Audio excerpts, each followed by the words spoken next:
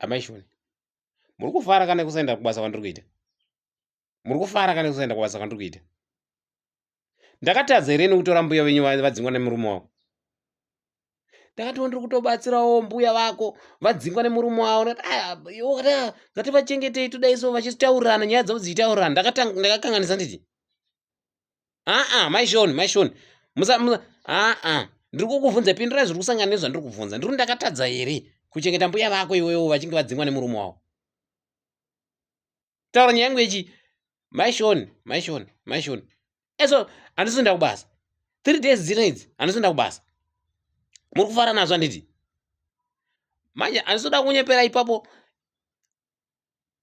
Iwewe nambuya vako, iwewe nambuya vako pane akandipa siki pakati penyu muri 2. Ndikunyatso kutozviziva kuti ndiwe nambuya vako muri 2.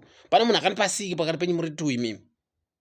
Handisi kutomboda zvokutombobvunzwa zvisina nebasa. Ndikuti pakati penyu iwewe nambuya vako pane munhu akandipa siki. Ndikunyatso kuzviziva izvozvo. Bhozi ndiwakabva kumesina unoda handiti? Ndati mbuya vadzingwa kumba vanhu vanonoka kudzoka kumesina. Ngauchiya panapa ndakakanganisa here inini? Ndingoti mbuya vakatonditi aiwa, ona ini ndagarisa kumba kuti atingorara ndati mbuya hamungazongoendeka makadaroka. Ndakakanganisa nditi?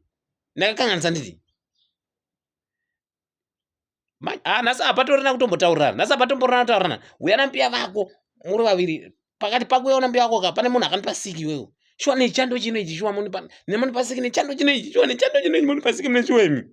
Munechonipa siki nechando chino, hamuna tsitsi handitika. Chamusina tsitsi dzokuti mukwanisa kuhwina munhu tsitsi. Mungapa munhu chando this time muende kutonhora kuno. Munipa siki shuwa, mune shuwa munazo zvamungaita imi. Maishoni. All right, apo.